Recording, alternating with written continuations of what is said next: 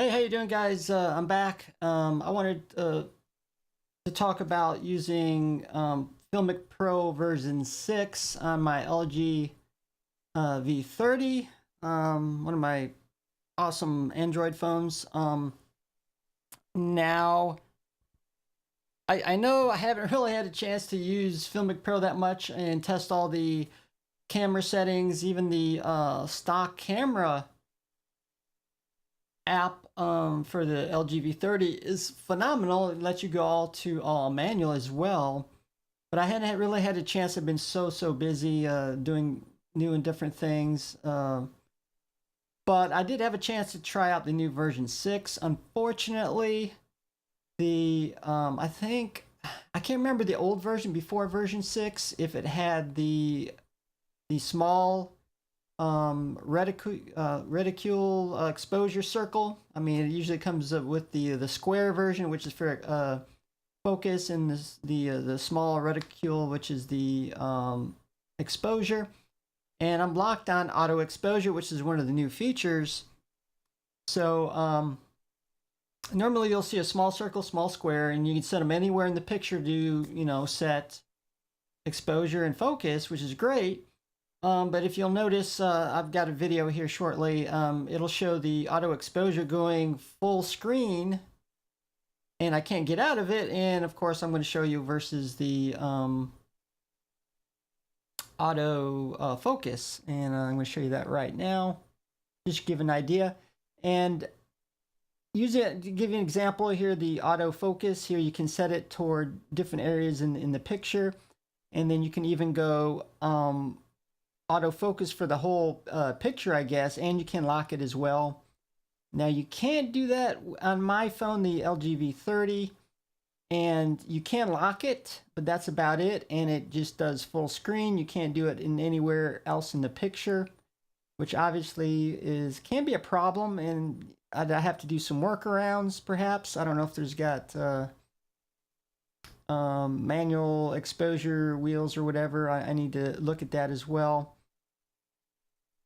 And I'm not the only person with that version or that particular phone. I think Samsung 8 also has that problem, and this is actually frequently asked questions. And it does make note that as far as the S8 notes, the only thing that supports going in and out of auto exposure, the Samsung S8 and S8 Plus doesn't support it, and it just goes to full auto exposure only. And also my own phone, I actually, hopefully, I know it's a little hard to see to get the response that I sent to the Filmic Pro developers. And basically, I mean, in both cases, it had to do with the framework options. Now, they said I might have updated the software to prevent this problem, or that what caused the problem. And considering I'm still stuck on Nougat and have since a year later, there hasn't been any updates. I do have an unlocked, I believe it's a Sprint version phone, which is US 998, I think. And fortunately, it seems that the I think Android Oreo is more carrier specific as far as updates. Rather, if it's an unlocked phone, it's a lot harder. And Cricket's not giving me anything, I think, on that version. So they're basically saying that the phone doesn't support those new frameworks. So it's kind of like a tug of war between Android operating system and third-party developers and the hardware. So, and I can't really necessarily blame either or. Of course, I would like to see with flagship Android phones or Apple phones, you should at least get one major update, which I haven't seen even yet, unless I jailbreak it or workarounds, which I really don't want to do, because once I do that, it's going to perhaps get rid of my default camera app, which is one of the best on any phone as far as manual settings on the LG V30.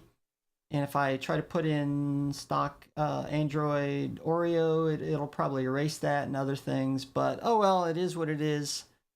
And I could always go to the manual or to the stock camera app. It's still very good, but of course, Filmic Pro gives me a lot of extra features, high bitrate, HEVC encoding, and so much more.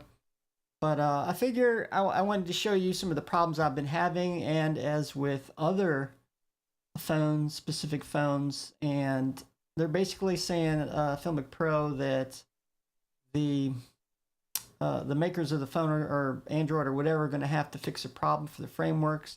I'm not, like I said, I'm not blaming them. I know it's a hard thing between developers and the hardware manufacturers, but it is what it is. But I figure I want to see that for guys that are having the same problem. There hasn't been really any updates. But thanks for watching, and as always, see you guys later.